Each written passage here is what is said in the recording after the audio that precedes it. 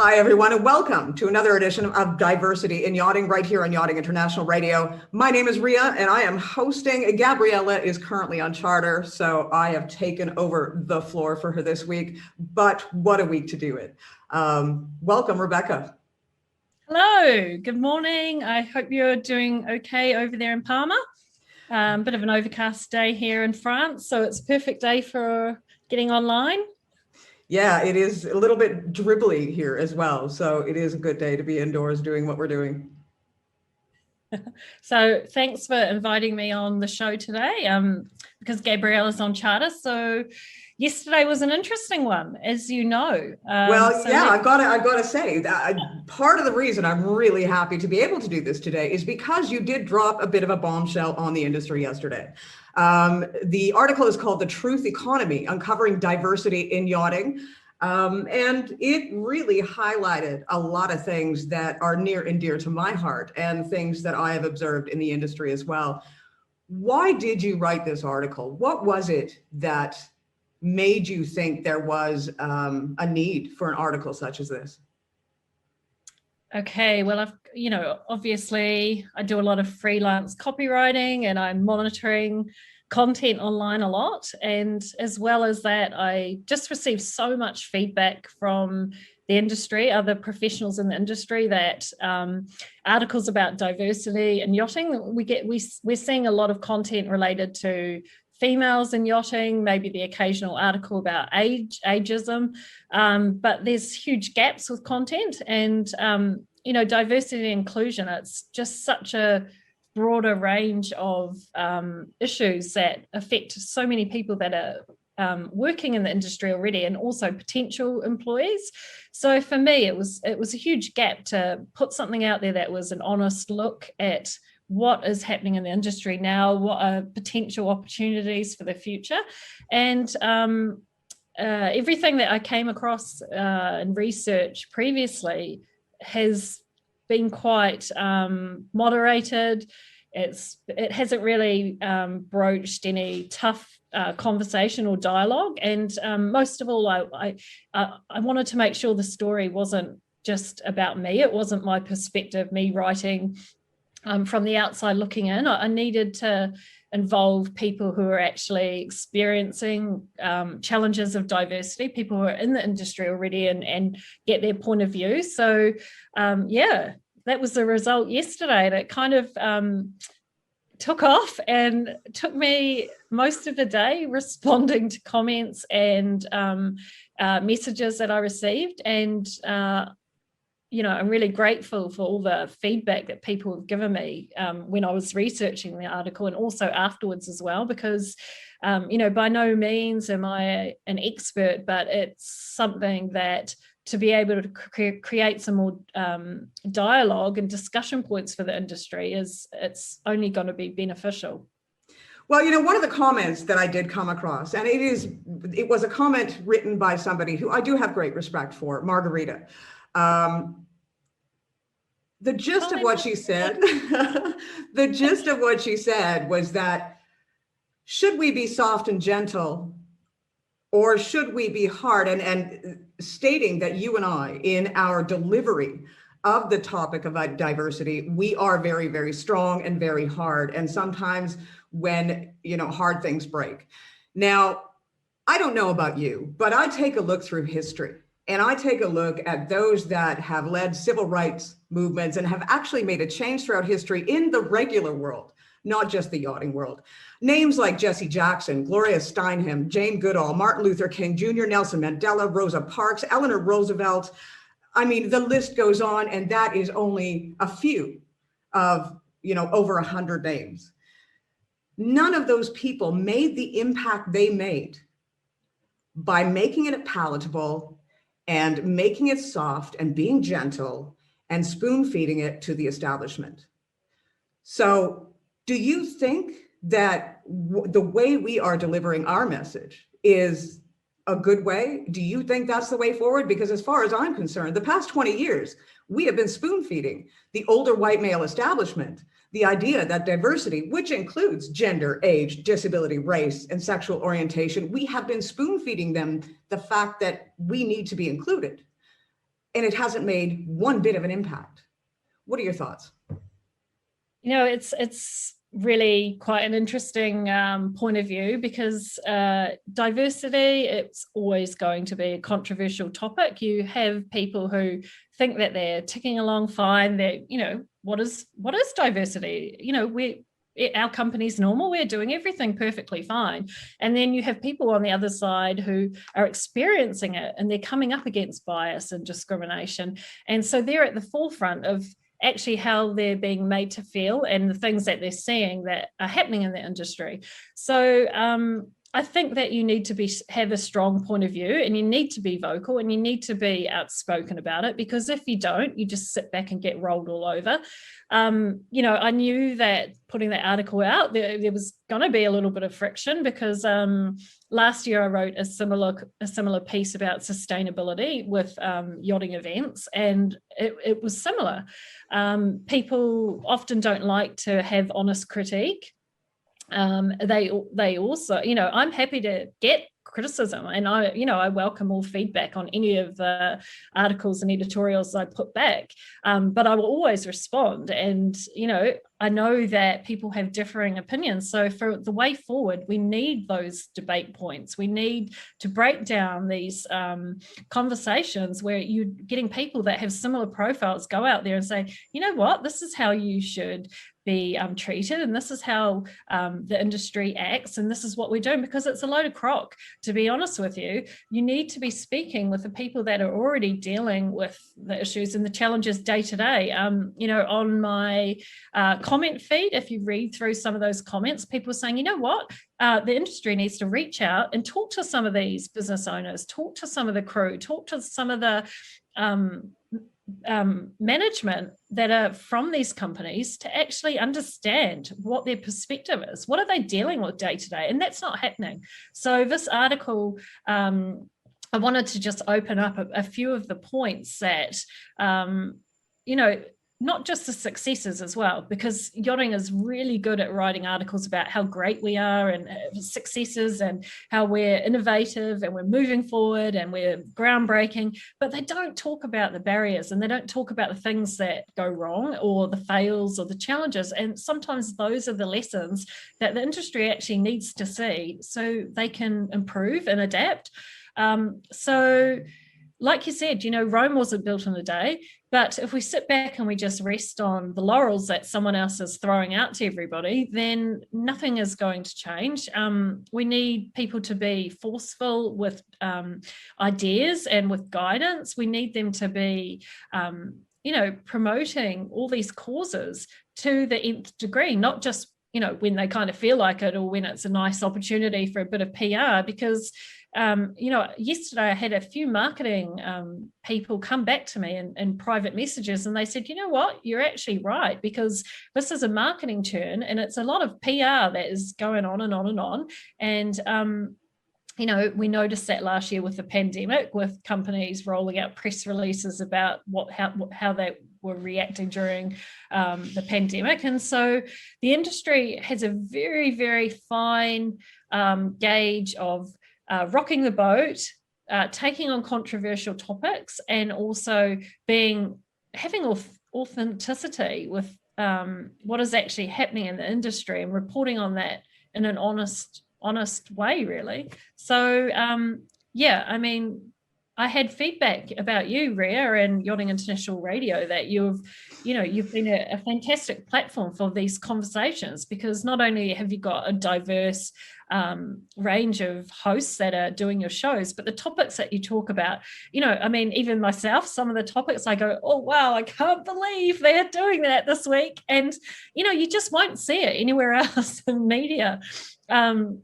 So yesterday I kind of, you know, it was that whole battle. Should I publish this, or should I just kind of put it in the maybe pile? But in the end, it was better for me to publish it, because it needed to be done. There were gaps with the conversation there. Well, let me ask you this. You had 57 comments that were public. How many did you have inbox? Because what I do notice, especially with my platforms and as you have said, the fact that we talk about everything at a time, I'm not saying yachting is a bad industry, it's a wonderful industry, but there are many things that we need to change. And unless we talk about them, we can't change them. So that is why my platform is there, is to create change going forward. But how many people refuse to have their name in public and address it privately? Okay, well, I had a full day of replying to messages, and I think I stopped at about 80 last night. So I had 80 private messages just via LinkedIn. So this was a range of people that work across the industry, from crew to charter brokers to agents. And they obviously didn't feel comfortable enough responding publicly on the comment feed, which I completely understand. And it was obviously something where they felt inclined to say something or reach out to me and let me know their experience or what they thought. And for me, I don't have a support group. I don't have, an association that I've set up to collate people to come to me as a source of support. So that was an interesting thing to understand, that I'd just put something out as an editorial perspective and I had people contact me directly. So the chain of support, I mentioned quite a few initiatives in the article, people that are offering support groups for people that need it. So why are people not talking out publicly? Why do they feel like they can't voice this? It's a big thing when the industry and the people that work in it don't feel they can have the strength to share their opinion. So I think this is one thing that we definitely need to change. And, for everybody that did message me, whether that was, a public comment on Facebook or especially LinkedIn, I do appreciate you putting that out there because, those comments are visible and they're public. And then for everybody that messaged me publicly, I understand just pressing send to send a message to somebody after you've read something, that's a big step as well. So, I take it all on board. And it's, when I was researching the article, it was interesting to talk to people. And, I had quite a big queue of interviewees and people who were keen to contribute comments. And I heard some horrible, really not very nice stories from people about how they'd been treated. And, it shouldn't be happening today in the modern world. It shouldn't be happening in the industry today. We should have knocked this out of the park years ago. We're not living in the 1950s where, we haven't progressed as a society. But unfortunately, this is the reality of what's happening, and we need to be sincere about it and start addressing it rather than just pushing it to the back and hoping it gets put into a corner somewhere. Do you think that, for lack of a better word, that the industry is whitewashing diversity in the fact that, we've seen many women in yachting panels where the entire panel was male? We're now seeing, many yachting companies talking about diversity with an entirely white panel. Is that whitewashing? Do you think that they're obviously not doing enough to reach out to find people that are necessarily older or with a disability or of a different race?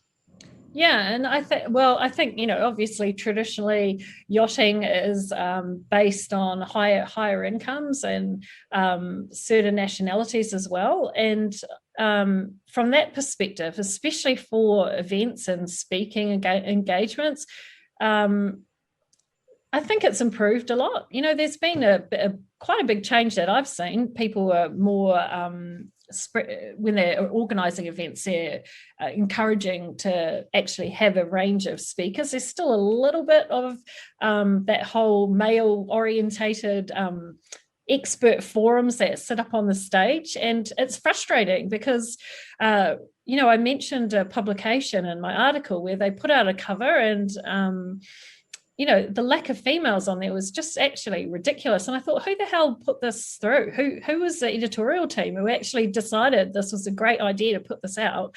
And it got a lot of, dialogue going about that happening. And I just wonder, what processes are happening at some of these media companies, because it flows on and people are watching as well. They're watching what is happening. They're watching the content that is going out. And we need to change this. We need to incorporate a range of ages, a range of ethnicities. I can't even say the word this morning. Need more coffee.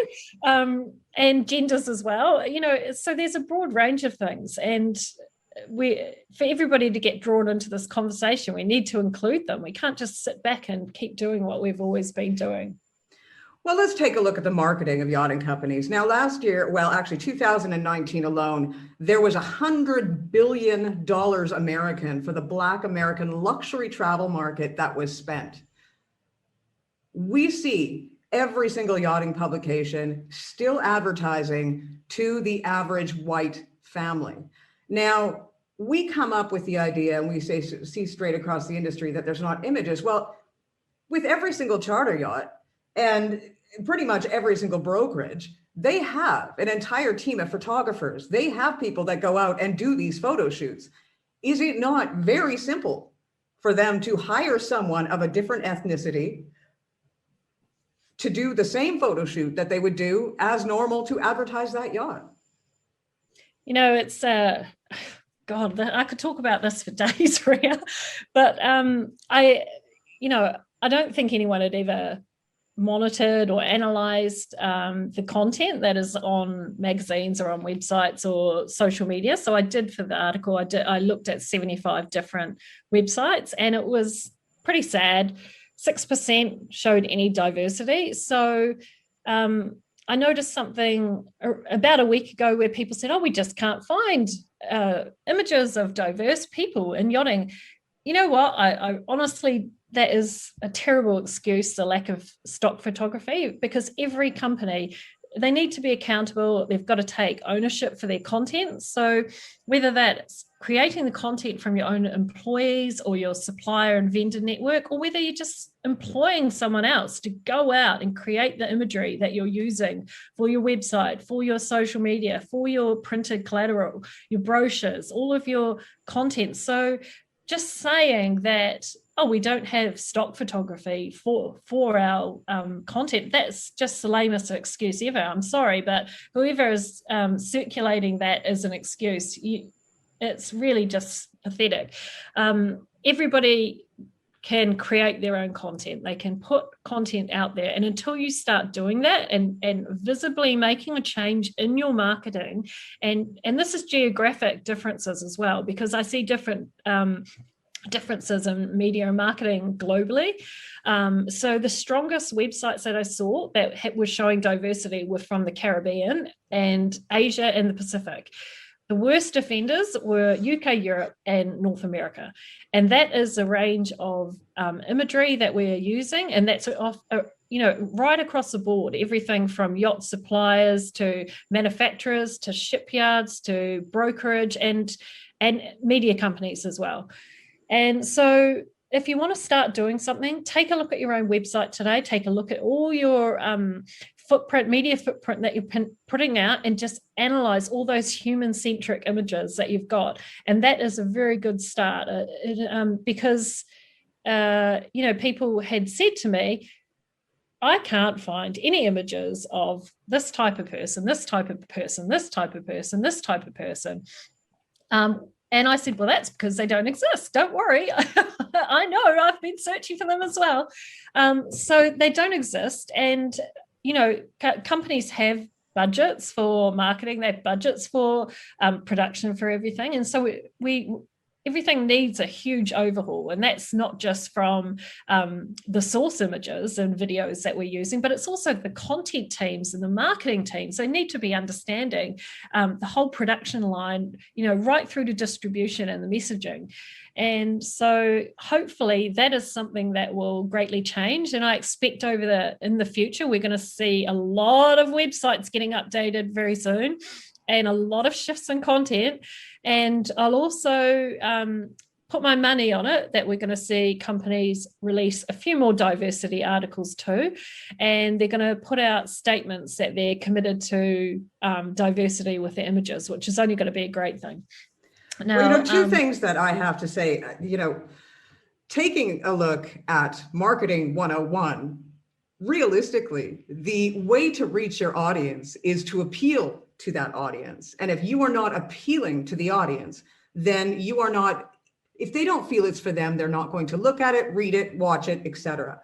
So I can guarantee you that most of the yachting industry hasn't touched 100 billion American dollars in 1 year because they haven't appealed to that marketplace.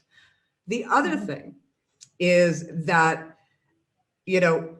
my show, Diversity in Yachting, hosted by Gabriela, when we first started this show, people were afraid to come forward and talk. People were afraid to tell their stories. And as time has gone on, it's become easier. They have become more willing.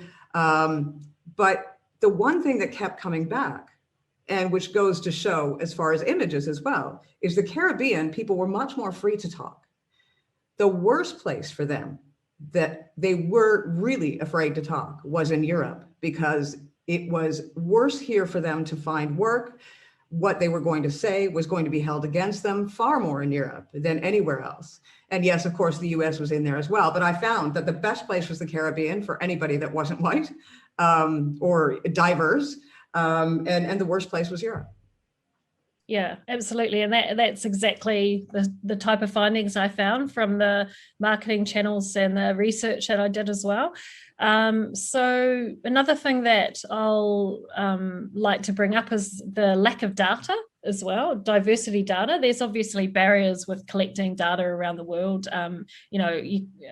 For example, in Europe, there's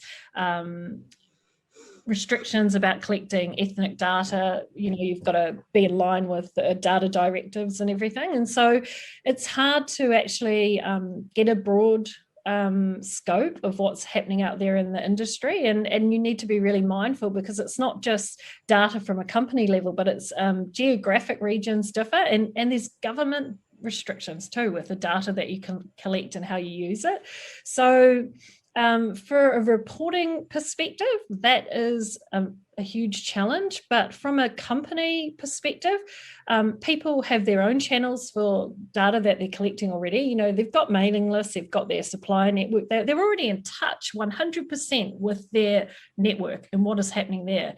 So we should be seeing better data capture already, and we need some more tools to help people to actually understand how the industry and their own employees are feeling, and also potential employees as well. Because if we're, one of the points I'll bring up was I was on Clubhouse the other day, and I joined a industry conversation. It was actually in shipping, and it was a fantastic discussion about diversity in the shipping industry. And it was a great range of speakers, and people were chiming in, and it was a very interactive two-way conversation. I thought, what, if this is a potential employee, like a young person who wants to enter this industry, this is a fantastic showcase for dialogue, because they had a range of people who were speaking and given respect to actually give their point of view. And the topic of conversation was, it was a little bit edgy. And so they were tackling some tough questions. They weren't sort of just giving everybody a pat on the back and saying, thanks for showing up as a speaker. So I think for the super yacht sector, we need to be a bit bolder. We need to stop pandering to perhaps sponsors and partners who are joining us on this journey. And we need to actually, you've got to get tough with these conversations and throw them out there so you can get some feedback. So well, let me ask you, Reese, in the article, there was a board that was recently put together of 11 people, and they were all men. Now, do you think, I've heard sort of whispered throughout the industry that quotas, the thing that the world in general has now put in place, you have to have this amount of minorities, this amount of women, et cetera, et cetera. And in the industry, they're saying that is the worst thing you could ever do. Do you think the same? I find it interesting because advocates for diversity. They want everybody to have a place at the table. They want everyone to come into these discussions. Yet if you take out the quotas that business actually implies or, places on it, so you've got some sort of baseline. What else do you have in the super yacht sector? You've got management who is laying back and seeing the diversity conversation get driven from their female management and from women's groups, yet they're not translating that into action with choosing their board of directors. So there's gaps there with the processes, and there's gaps there with actual policies that are happening with companies, and we seem to fall back on a lot of but we're not a big company, we don't have over 50 employees or 200 employees, and so there's always this what if, but we are, rather than what can we be doing to make it better. I always think it's important, and people have mentioned this as well, that people, staff members are employed on merit and their skills and their character traits and everything, rather than all these other things that make up who they are.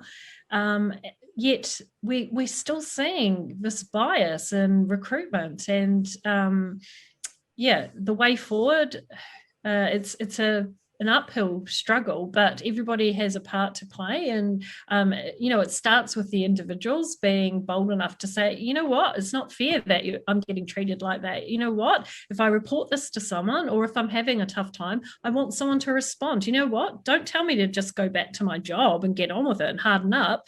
It's not fair. And it's, in any other industry that would just be knocked down so fast, but we persist with it in yachting. It seems to get swept under the rug, a lot of issues that are actually happening. And so I don't know what the way forward is, especially for, particularly for that board of directors. I don't know what the process was for them to actually reach out and see if there are even nominations for female directors. I'm not really too sure, but it's a discussion that needs to be made anyway. Well, I mean, we're of a certain age. I think I'm older, but I remember a day and age where, I personally, I believe that it is important to have quotas, because I have seen the struggle of women over my certain years. Look, okay, I'm 49 years old, but I have seen that struggle. And the only way, when you have the white male establishment being the leader in organizations and corporations of a certain age, they will never change unless you put that quota in place. They will hashtag the crap out of the concept of diversity or equality. They will hashtag it. Their marketing teams will push it. But unless there's a quota in place, they will not implement it. And that I can take to the bank. So for me, I think it is important to have a quota. And you do see it working to a certain degree in the big bad world out there on land. Why are we not doing this in yachting? Yeah, exactly. And I think, it's something that needs some discussion across companies as well. Obviously some roles lend themselves to certain genders, but we should still be making some progress with how we're actually appearing to other people outside the industry as well, because as I mentioned, even my young son kind of clocked the content that yachting is noticing. So, okay, he's not going to buy a super yacht tomorrow, but he is the next generation. And if that is what the next generation is thinking of the industry, we need to change it, and we need to evolve really fast, or what we're just going to, lose a whole base of customers that we're just not connecting with at all at the moment. And, another point that was raised was startup and investment for yachting companies, and how minorities and females have a tougher journey to traditionally get funding for businesses in yachting. And so that's something that isn't really approached that much in the industry. And maybe that's an article for the future. So well, and even support, to be absolutely honest, as a female owned, personally, I've got the double whammy. I'm a female in media, which once again, media is male driven, female media and yachting, which takes it even down to a tinier niche, again, very male driven. You see the people that are watching and they appreciate and they comment privately, much the same as they did on your LinkedIn article. But to actually actively put their hand in their pocket and support financially, it's not something they're willing to do for fear, maybe, or just because they still want to continue doing what they've done for years. I'm not sure what the answer is, but it has to change. Yeah, absolutely. And I understand, there's full-time employees as well. So they're worried they'll lose their job or, they'll get reprimanded. And that's a big factor too. I wouldn't have been able to write this article anywhere near remotely what I covered yesterday if I worked full-time for a media company. It just wouldn't have seen the light of day. It would have had a big cross put across it and said, no, let's take that bit out. Let's take that bit out. So it just wouldn't have happened. And you won't see an article like that again. So I have another version of it going on board online, which is great because Sam Watson understands that the story, it's not about me, it's about bringing in people who are actually experiencing this. So thanks, Sam, for giving me a chance with that one and putting it out there. So also another point we should bring up is mentorships, because that's a valuable way for people to be drawn into the conversation. And we need diversity with the mentors as well. There's no point just having mentors that are the same profile. So we've got to split that out and have mentorships and broaden that. And then, of course, recruitment's a big it's always a big sticking point with how people are feeling, and particularly for yacht crew. There seems to be a huge imbalance with how people get treated. And, companies will say, oh, we don't do that. We do this and we're all about diversity. But the reality is it's there's still imbalances there, and it needs to be addressed. And then, of course, media and marketing, that's the key thing that really, for me, I'd like to see a big shift in. We're so far behind other industries that have particularly taken on board the understanding that having diversity in their content is reaching into new audiences and potential new customers. And of course, that means profit. So as you mentioned, Rhea, there's profitability behind this. But first, before that, we should be putting people and processes in first. Well, I have to be honest, green is green, no matter where you go in the world. And the fact is, the yachting industry really prides itself on being ultra high net worth individuals. They make a lot of money. Yes, in the yachting industry, of course, you would expect to. So I guess what really surprises me is that they are not reaching out to these marketplaces that have so much money to be taken if they advertise to them. So, are we looking at bias? And because of our arrogance and our desire to keep things insular, we are leaving so much money on the table that the yachting industry could have, and currently, especially in Europe, is crying out for. Yeah, it only makes sense to me that, even taking a look into the future right now, 1/3 of the world's wealth is handled by women. $1.72 trillion is in direct control of a female. We also go into millennials, who are the next generation of ultra high net worth individuals. 1 in 3 is going to be the richest. Yeah. We're not marketing to these people in the slightest, because we're being held back by concepts and ideas that are so old that they should be on a drip bag in a hospital bed at this stage. we just sorry, it was quite funny. Well, I just, we could go around in circles talking about the whole marketing channels and targeted marketing and campaigns and everything. And I know that there'll be people that will sit back and they'll say, yes, but they're not yacht owners, or they're not the ones commissioning the builds. And, these are the true people who are doing it. But until you actually start advertising and marketing to these other high net worth communities around the world, you're not going to get any orders from these people because they don't even know that you exist, what your company stands for, what your values are, what your business is about, because they never see you. And this is part of the issue. And, I was searching for a few images. I was looking through some content, trying to find it, and having a discussion to a colleague contact that I know and who was based in Asia, and they just said, yeah, it's 100% true. Like if I tried to go out tomorrow and find an image of a female billionaire in Asia for yachting, it'd be coming from someone, say, selling yachts, a sales broker or something like that, talking about the industry. It wouldn't be an actual interview with a yacht owner or somebody who is potentially looking to build a yacht from the industry. I mean, I understand there's a lot of content that gets held back because of non-disclosure agreements and confidentiality. Perhaps people aren't interested in putting their name publicly out there.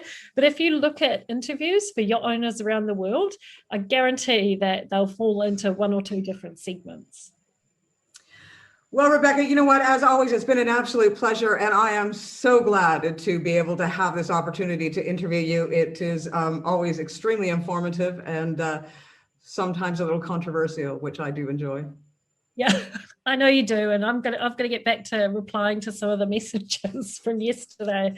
So thanks for having me on, and I'm always keen to have a conversation and just be upfront about what's happening and a bit of reality to the industry, because there's no point just churning out the same dialogue that we see everywhere else. You can go and look at that on another 50 websites if you want to, but I'm really pleased that I get the opportunity to come out here and just say what I think and what the perspective of many, many other people in the industry think, because there's a lot that people have to say. Wonderful. The article is The Truth Economy, Uncovering Diversity in Yachting. This has been Rebecca Whitlock. We'll make sure to provide a link not only to the article, but as well to her LinkedIn profile if you'd like to contact her for information. You've been watching another edition of Diversity in Yachting. My name is Ria. I have been your host. Gabriela will be back again next week. Thank you for tuning in.